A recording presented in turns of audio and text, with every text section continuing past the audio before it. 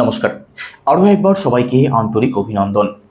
আজকের এই আলোচনার মধ্যে দিয়ে আমরা জানবো রাহু এবং কেতু রাশি পরিবর্তন করবেন কবে। 18 মে 2025।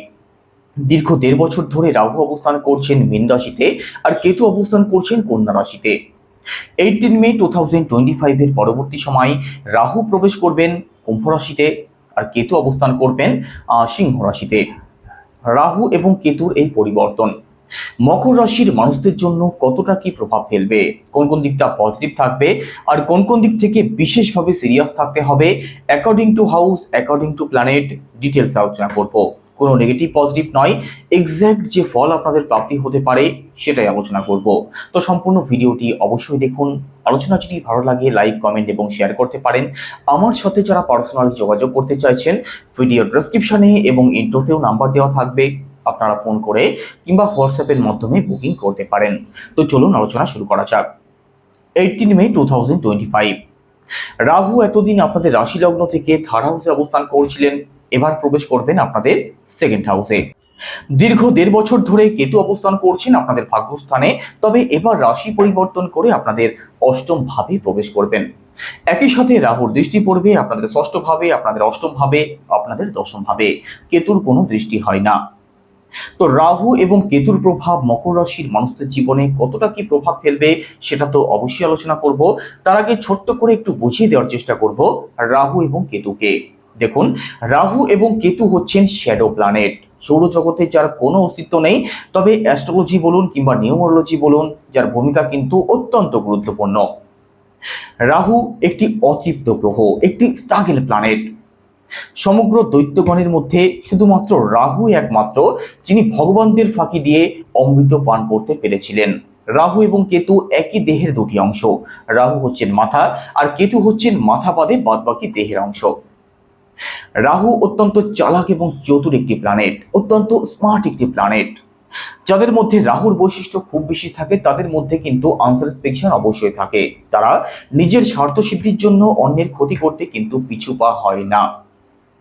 তো রাহু যখন আপনাদের সেকেন্ড হাউসে প্রবেশ করবেন, প্রথমত 18 মে 2025 এর পরবর্তী সময় পারিবারিক দিক থেকে কিন্তু একটু সিরিয়াস অবশ্যই থাকবেন। কারণ সেকেন্ড হাউস থেকে আমাদের পরিবারকে বিচার করা হয়, আমাদের সেভিংস, আমাদের ব্যাংক ব্যালেন্স, আমাদের ফিনান্স, এই সমস্ত দিককে বিচার করা হয়। একই সাথে আমাদের কথা বলা, আমাদের খাওয়া দাওয়াকেও বিচার করা হয়। তো পারিবারিক দিক থেকে একটু সিরিয়াস থাকার চেষ্টা করতেই হবে, কারণ পরিবারের মধ্যে কিন্তু যে কোনো বিষয় নিয়ে আনস্যাটিসফ্যাকশন তৈরি হতে পারে, ছোটখাটো বিষয় নিয়ে দ্বন্দ্ব বিবাদ তৈরি হতে পারে। একই সাথে এখানে রাহু যেহেতু আপনাদের সেকেন্ড হাউসে প্রবেশ করবেন, সেভিংস এর প্রতি কিন্তু সিরিয়াস থাকার চেষ্টা করবেন, কারণ খরচের মানসিকতা আপনাদের বাড়বে। সেটা ফ্যাশন সংক্রান্ত দিক থেকে হতে পারে, অথবা অনলাইন যে কোনো দিক থেকে হতে পারে, ইলেকট্রনিক্স কোনো গেজেটের পেছনে হতে পারে। খরচ আপনাদের কিন্তু বাড়তে পারে, রাহু খরচকে বাড়াতে পারেন। তো সেভিংস এর প্রতি একটু সিরিয়াস অবশ্যই থাকবেন। নেশাজাত কোনো দ্রব্যের প্রতিও কিন্তু আপনাদের আকর্ষণ বাড়তে পারে, রাহু যেহেতু সেকেন্ড হাউসে প্রবেশ করবেন। তো কোনো নেশাজাত দ্রব্য থেকে যত দূরে থাকতে পারবেন ততই কিন্তু আপনাদের জন্য পরবর্তী 1.5 বছর মঙ্গলজনক থাকবে। একই সাথে আপনাদের কথাবার্তার মধ্যে কিন্তু একটা স্মার্টনেস অবশ্যই আসবে। যারা কাউন্সিলিং, কমিউনিকেশন সংক্রান্ত কোনো কাজের সাথে যুক্ত আছেন, আপনাদের জন্য কিন্তু পরবর্তী 1.5 বছর অত্যন্ত পজিটিভ থাকবে। শুধু কথাবার্তা একটু ভাবনা চিন্তা করে বলার চেষ্টা করবেন, কারোর সাথে দ্বন্দ্ব বিবাদে যাতে জড়িয়ে না পড়েন সেদিক থেকে সিরিয়াস থাকার চেষ্টা করবেন। রাহুর দৃষ্টি পড়বে আপনাদের ষষ্ঠ ভাবে। ষষ্ঠ ভাবে রাহুর দৃষ্টি আপনাদের জন্য শুভ ফলদায়ক থাকবে। কোন কোন দিক থেকে? যারা লোন সংক্রান্ত কোনো সমস্যাতে ফেসে আছেন, যার থেকে কোনোভাবেই বেরোতে পারছেন না, লোন সংক্রান্ত দিক থেকে কিন্তু মুক্তির পথ আপনি অবশ্যই দেখতে পারেন। একই সাথে অন্যের কাছে কিছু টাকা পড়ে আছে, কেউ আপনার কাছ থেকে ধার নিয়েছিল কিন্তু সেই টাকা কোনোভাবেই ফেরত দিচ্ছে না। 18 মে পর থেকে পরবর্তী 1.5 বছরের মধ্যে সেই পয়সা কিন্তু আপনি ফেরত পেতে পারেন, তারও সম্ভাবনা তৈরি হবে। দুরারোগ্য কোনো ব্যাধিতে যারা দীর্ঘদিন ধরে সমস্যার মধ্যে রয়েছেন, কোনোভাবেই স্বাস্থ্যের দিক থেকে পজিটিভ রেজাল্ট পাচ্ছেন না, তাদের জন্য কিন্তু পরবর্তী 1.5 বছর অত্যন্ত পজিটিভ থাকবে। তবে শত্রু কিন্তু আপনাদের পেছনে অ্যাক্টিভ থাকবে। তো কাউকে ব্লাইন্ড ট্রাস্ট করতে যাবেন না, না হলে কিন্তু আপনি প্রবলেমে জড়িয়ে পড়তে পারেন। সে আপনার বন্ধু বান্ধব হোক, পাড়া প্রতিবেশী হোক, কাছের কোনো আত্মীয় স্বজন হোক, সিরিয়াস কিন্তু থাকতেই হবে। একই সাথে ষষ্ঠভাবে রাহুর দৃষ্টি আপনাদের মধ্যে স্মার্টনেসকে বাড়াবে। গাধার খাটুনি না খেটে কোনো কাজকে কিভাবে খুব সহজ সরলভাবে করা যায়, স্মার্টলি করা যায়, সেই প্রচেষ্টা কিন্তু আপনাদের মধ্যে দেখা যাবে, যেটা আপনাদের জন্য পজিটিভ ফলদায়কই থাকবে। দেখুন, রাহুর দৃষ্টি আপনাদের অষ্টম ভাবে পড়ছে, আর কেতু আপনাদের অষ্টম ভাবে প্রবেশ করবেন। কেতু হচ্ছেন গুপ্ত বিদ্যার কারক। অষ্টম ভাব থেকে ডিপ নলেজকে বিচার করা হয়। তো অষ্টম ভাবে কেতু এবং রাহুর দৃষ্টি তাদের জন্য শুভ ফলদায়ক থাকবে যারা গুপ্ত কোনো কলার সাথে যুক্ত আছেন, অর্থাৎ তন্ত্রমন্ত্র, গুপ্তবিদ্যা, জ্যোতিষ চর্চা, পৌরোহিত্য এই সংক্রান্ত কাজের সাথে যারা যুক্ত আছেন তাদের জন্য কিন্তু অত্যন্ত পজিটিভ থাকবে পরবর্তী ১.৫ বছর। যে কোনো জিনিসকে গভীরভাবে জানার চেষ্টা আপনাদের মধ্যে থাকবে, আর যেটা মকর রাশির বিদ্যার্থীদের জন্য অত্যন্ত পজিটিভ ফলদায়ক হবে। তো বুঝতেই পারছেন কতটা পজিটিভ ফলদায়ক হতে চলেছে।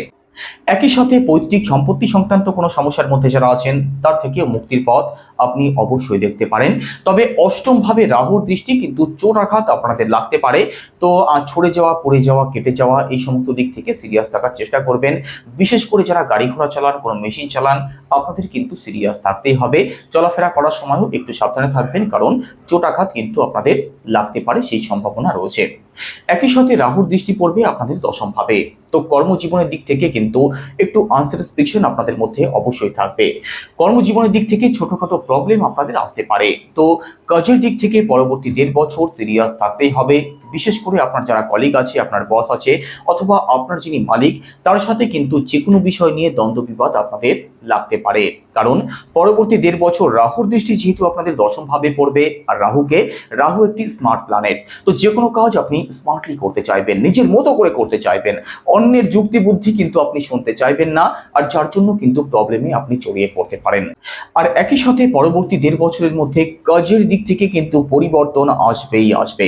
কাজ আপনাদের পরিবর্তন হতে পারে, কাজের দিক থেকে বড় কোনো চেঞ্জ আসতে পারে, আপনার সিট পরিবর্তন হতে পারে, অথবা যারা ট্রান্সফার চাইছেন আপনাদের কিন্তু ট্রান্সফার হওয়ার পূর্ণ সম্ভাবনা থাকবে পরবর্তী ১.৫ বছরের মধ্যে। তো কাজের দিক থেকে চেঞ্জ অবশ্যই নিয়ে আসবেন রাহু। তবে আবারও বলছি, কর্মজীবনের দিক থেকে যে কোনো সিদ্ধান্ত ভালো করে ভাবনা চিন্তা করে তবেই নেওয়ার চেষ্টা করবেন। সবসময় নিজের যুক্তি বুদ্ধিকে প্রাধান্য দেওয়ার চেষ্টা করবেন না, না হলে কিন্তু আপনি প্রবলেমে জড়িয়ে পড়তে পারেন। আর কাজের দিক থেকে চেঞ্জ অবশ্যই আসবে।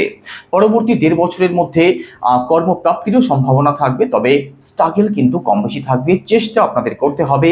কাজের দিক থেকে কখনো কখনো মন আপনাদের ডাইভার্ট হতে পারে। অনেক সময় মনে হতে পারে এই কাজ আমার জন্য নয়, যে কাজটা আমি করছি এর থেকে অনেক বেশি যোগ্যতা আমার মধ্যে রয়েছে।